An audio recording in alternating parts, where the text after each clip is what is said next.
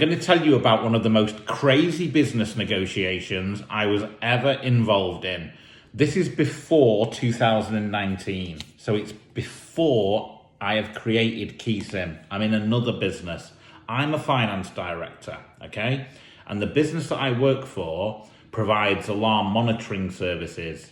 And part of this business, a section of it, is all built around one particular big contract. It has its own room, own systems, and its own dedicated staffing, okay?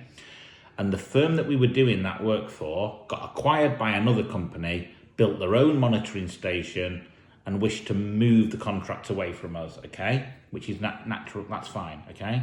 But they announced it and leaked it to the staff that we were employing before telling us, okay? What do you think happened? Because remember, it'll take 6 to 12 months to build this new control room. Staff started leaving, okay? Because they were thinking, well, either I'm going to have to travel miles away as well to the new place, or I'm just going to get made redundant when they shift it, and I'm not going to wait. I'm not going to be a sitting duck, so I'm going to leave now.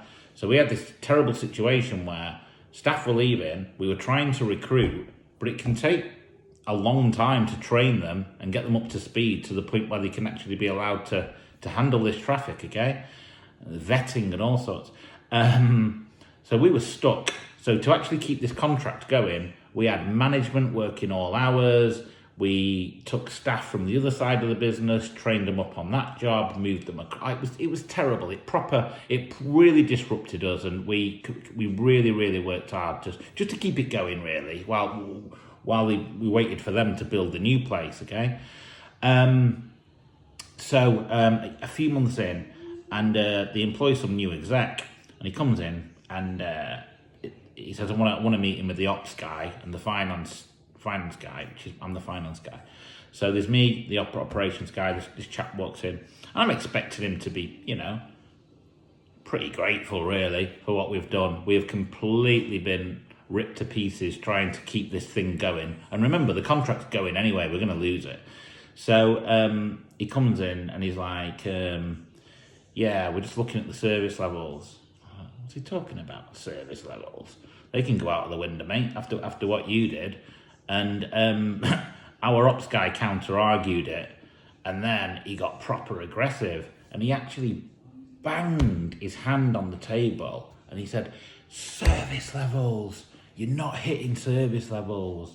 So, and the staffing that we're paying for isn't what you've got in that control room, right? And essentially what he wanted was to not pay us 50 grand of what was owed at that point.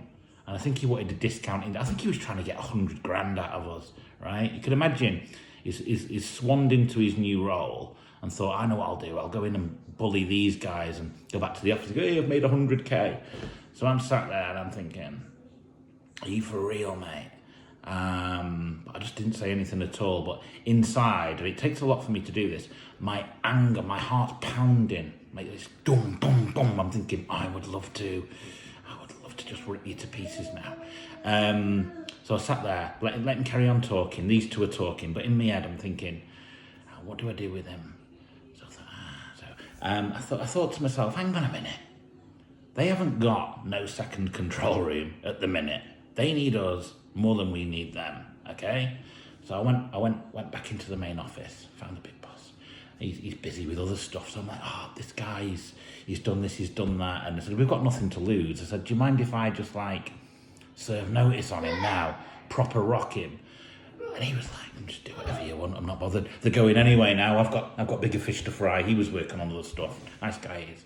Anyway, so I go back in, I'll never forget it. I walk back into the office, I thought, I can't wait for this. So I just sit down, right? Got the ops guy here, I've got Mr. Negotiator over there.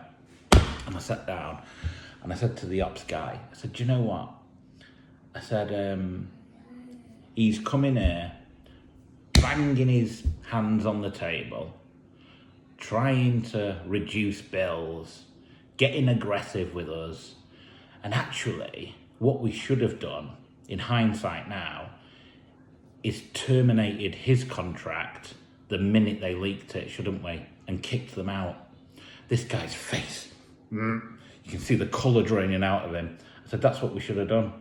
We should have terminated on them and saved ourselves all of this hassle. I said, anyway, what's done is done. So I said, my friend, I am now serving 30 days notice on you. So your services will be terminated in 30 days as per contract. The guy, honestly, you can't do that. You can't do that because it'll just paralyse the whole firm. It'll kill it. And no, you can't. We can.